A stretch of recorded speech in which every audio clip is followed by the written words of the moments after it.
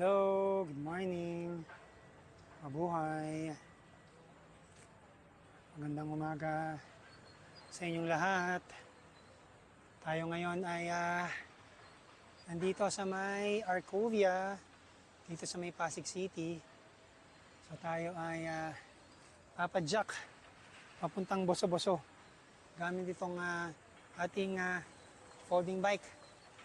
Currently, ang oras ay 8:33 ng umaga. So hopefully, kayanin natin pumadyak ng Boso-Boso gamit ang ating folding bike. Medyo tinanghali na rin tayo dahil tayo ay nagsimbang gabi pa. So, tara na. Simulan na natin tong ating pagpadyak para hindi tayo masyadong tanghaliin. So hopefully dumating tayo ng Boso-Boso ng mga alas 11 siguro. Alas 11 ng umaga para makakain tayo doon ng lunch. So, ngayon pala ay day 1 ng simbang gabi. So, hopefully, lahat po kayo ay nakapagsimba. At sa mga papasok pa lang sa trabaho, though 8:34 na, sana hindi kayo malate at hindi kayo masyadong ma-traffic. So, tara let's!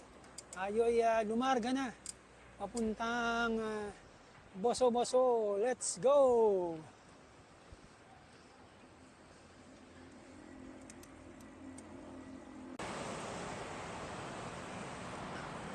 Tayo ay nandito na sa may tapat ng Eastwood City on our right.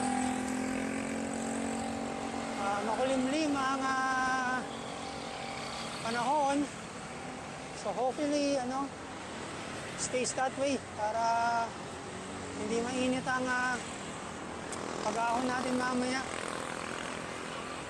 Paglagpas natin ng intersection ng Sumulong Highway at Marcos Highway para hindi tayo masyadong mahirapan at ang ating folding bike.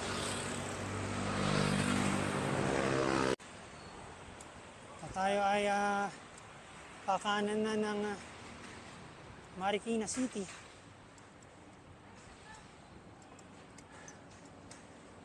Buti nga walang sasakyan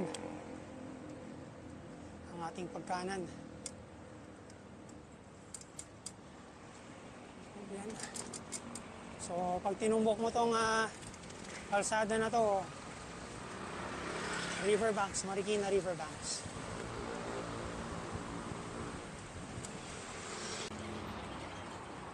So yan na yung SM City Marikina along Marcos Highway. So after nitong may nangingisda. Walain mo yun. So sa dulo nitong bridge na to, pakanan na tayo ng Marcos Highway. Ayun, mayroong train, MRT napadaan. So madadaanan natin yung last 2 station ng MRT line na to sa may Marcos Highway. Yung Santolan Station and I think Masinag Station yata yung last, or Antipolo Station.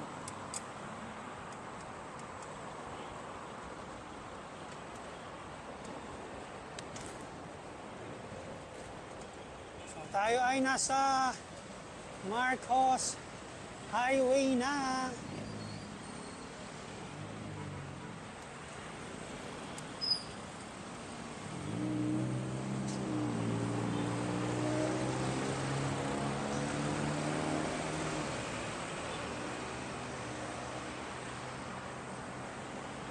Thank God, hindi masyadong mainit, makulimlim ang panahon. Perfect na perfect for biking. So on our right, ito na yung Santolan Station. Minsan magra-ride tayo. Babaybayin natin yung linya ng LRT at ng MRT. And itatry din natin isakay ito ang ating folding bike sa MRT kung uubra.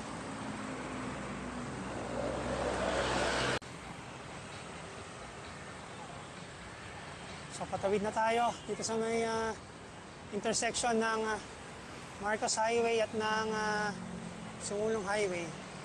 So ito na yung simula ng Kahunan papuntang Boso-Boso.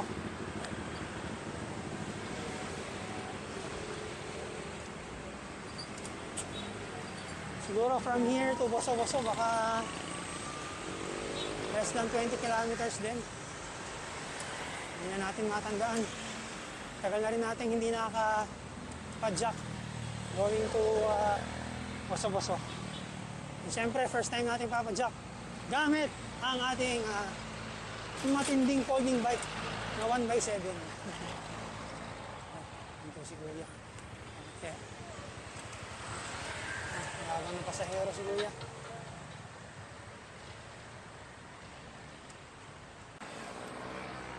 Nandito na tayo sa may unang pagsubok. Yung paakyat sa tapat ng Imprint Customs.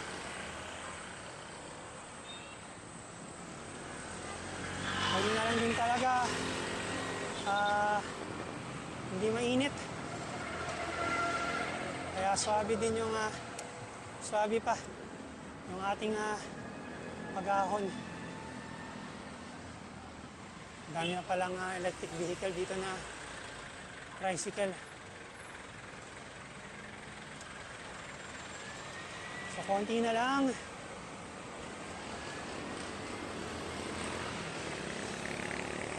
Ayan na. Masasabi ko lang hindi uminit. Hindi mainit. Uminit na. Ang dami pang bubog sa kalsada. So ito na yung Imprint Customs on our right. Step 5. So ang unang pagsubok ay kaya naman. Maraming pagsubok pa to na dadaanan. At least yung unang pagsubok nakakuha natin. SM Center, Antipolo Downtown. Yung tuktok nitong unang ahon.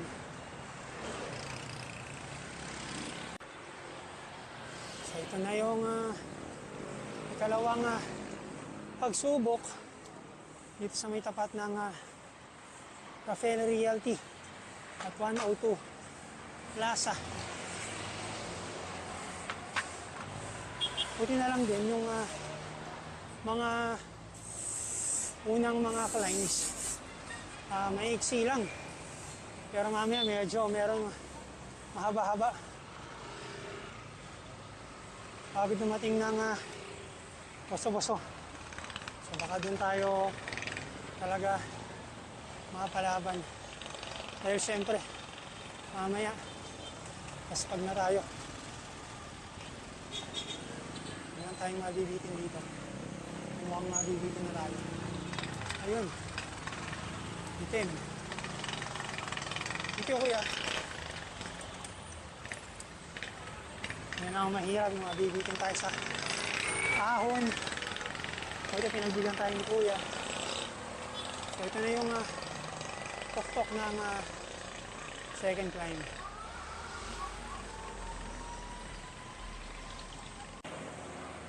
Ito na yung pangatlong pagsubok. Kasi pag nagka-climb tayo, hindi na tayo nagpapakipot, hindi na tayo nagmamagaling. Inuuno na natin, sinasagad na natin para hindi tayo masyadong mapuwersa.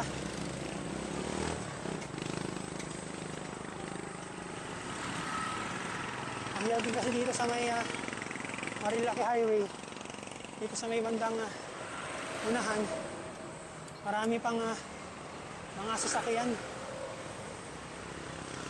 Kung mapapansin nyo, marami rin mga electric tricycle na gumigilid. So pag may pumara or may bumaba, medyo mabibitin ka. So ito na yung tok-tok ng ating pangatlong pagsubok. Mahirap dito, mainit na.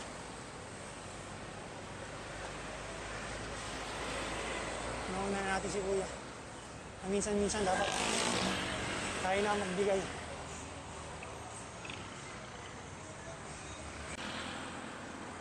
Parating na tayo sa pang-apat na pagsubok.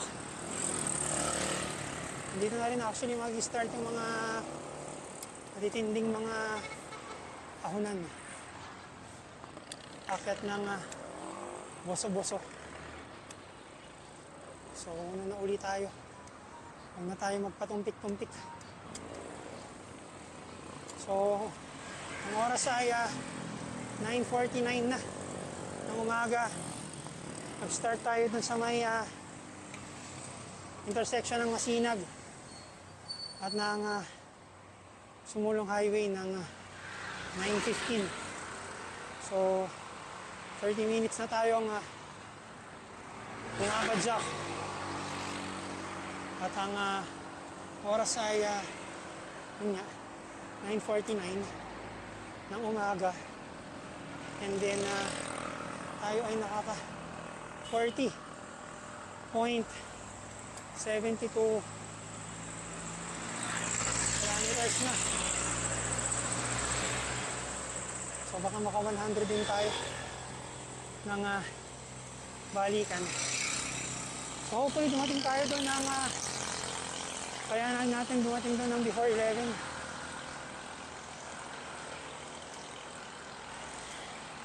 So konti na lang. Malapit na yung tok-tok. Medyo makunat na talaga. Kahit nasa puno tayo. Mas matarik pa later yung aahunin natin. Yung mas mahaba.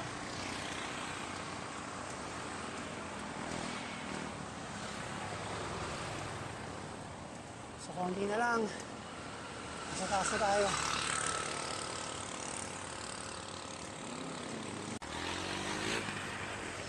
So meron din namang portion na palusong yung papunta ng planta ng RC Cola. So ito medyo mahaba-haba ding lusong din naman to. Oh, sarap, ang lamig ng hangin.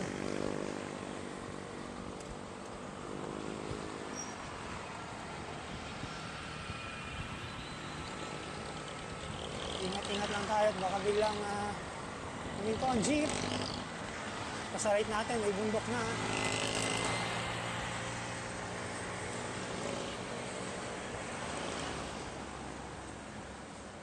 Hindi natin siya papadyakan para maka-save tayo ng konting energy sa paglusong.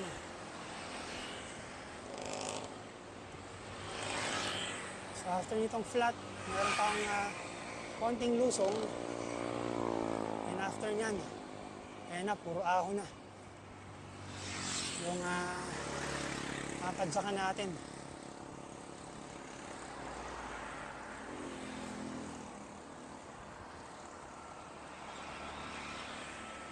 Dito pa yung RC Cola sa pagbaba yata.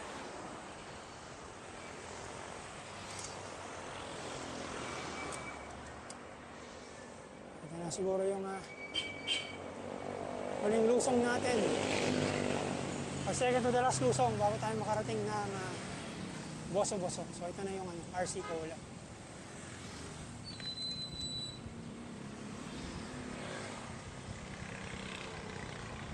Sarap ng may aso. Lamig ng sa lubong ng hangin. Sarap.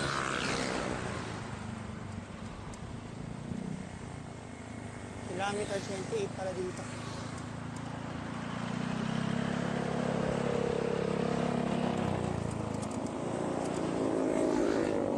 So yun na. Pagdating doon, ako na ulit. Tapos na ang maliligayang lusungan pagdating dito.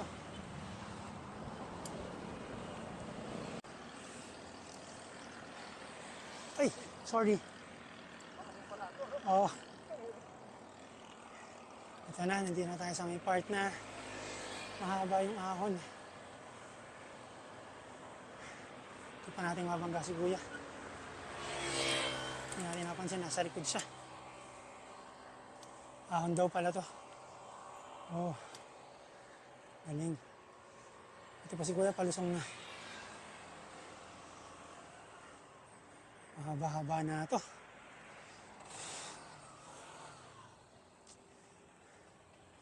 Siguro maya-maya, hihinto muna tayo para mag water break.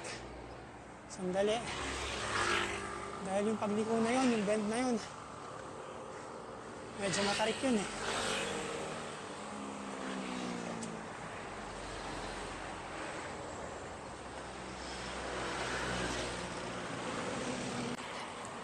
Ahon pa more. Ito na. Ang liko. Ang matarik.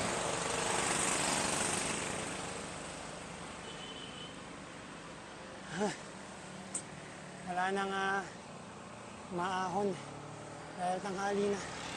10:06 na. Ng umaga. Isang oras na tayong maakyat from Sumulong Highway and Marcos Highway intersection.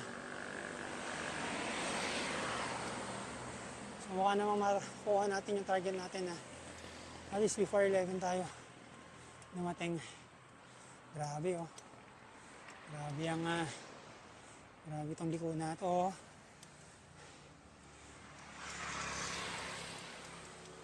Ito na lang makulimlim.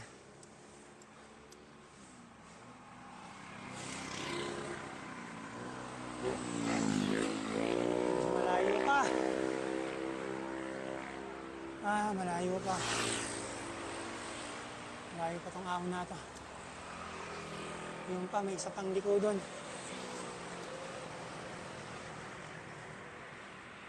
Pero ito at least medyo banayad na. Ang daling dito, mas madali na.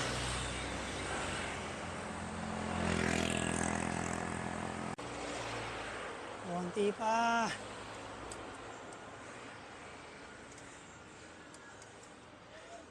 Siguro less than 5 kilometers na lang tayo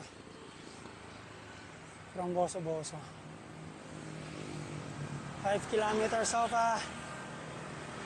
uphill. Oh, yogi.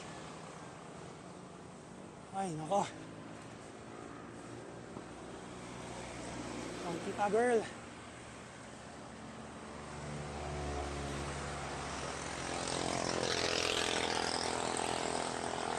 Pagliko natin dito. Ahon pa to.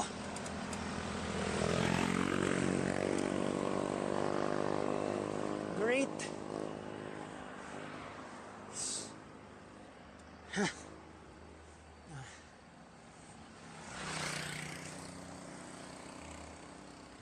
Ayan o.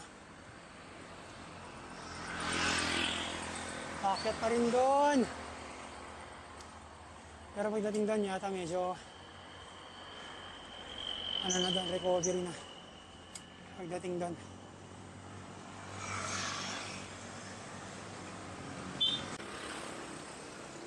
So nag-water break muna tayo dito sa may portion na to ng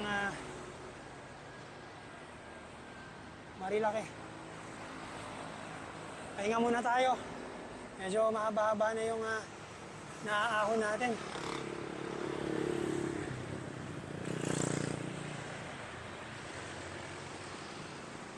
So I think last ahon naman na to. Baka less than 3 kilometers. Nasa boso-boso na tayo.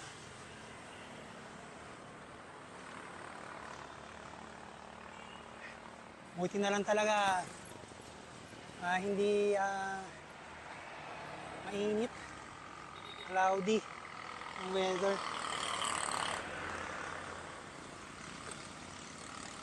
Kaya sakto-sakto lang yung ahon natin. So, 45.69 kilometers na tayo, oras ay 10:18. Grabe yung average speed natin, 14.9 kilometers lang. Talagang takbong pogi lang.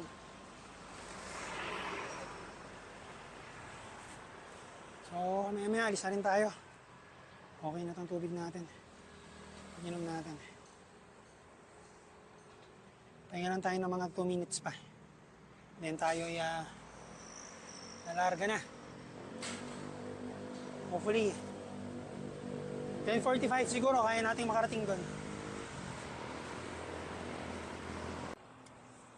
So ito na yung huling ahon natin.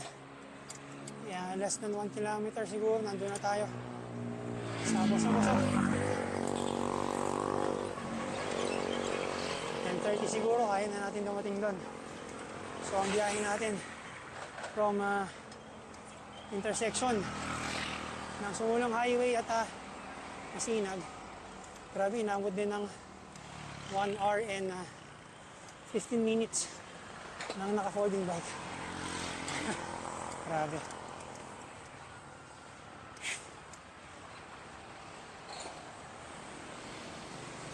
Champ Cafe.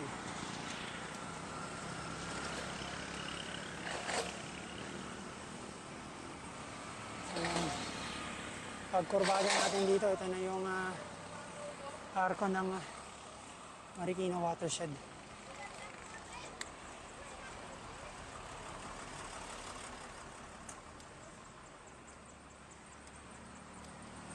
So yung Upper Marikina River Basin Protected Landscape. Grabe, maambon pa.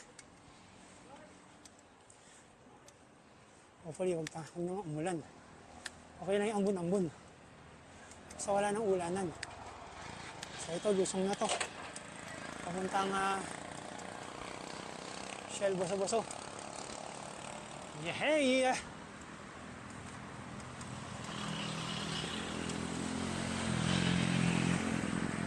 Lumalakas ang ambon.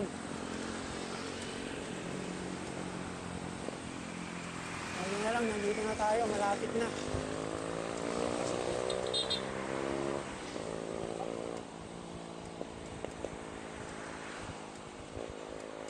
Sarap. Ang lamig dito. Tapos sumikat na yung araw. Nakawala na sa ulap. May Ahon Coffee. Ay, nare-renovate yung Ahon Coffee. Nire-renovate. Cafe Una. Hindi pa natin natatry dito. Wala kasing ano. Wala kasing beer. Dito sa Cafe Una. So ito na, sa may left natin yung Shell. Baso-baso. Tayo na natin sa kaliwa. Para madali tayong makapasok ng Boso-Boso. So ayan na yung Shell. Walang masyadong tao dahil ngayon ay weekday. Lunes.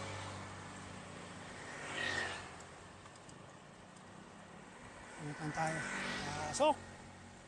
So yan na yung sign ng boso-boso. Papasok tayo dyan.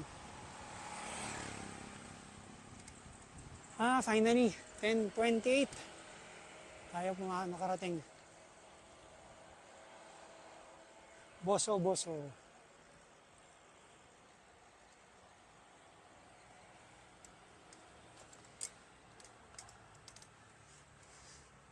Ayan na yung boso-boso hotel. Papark lang tayo. Park lang natin yung ating bisikleta. Dito.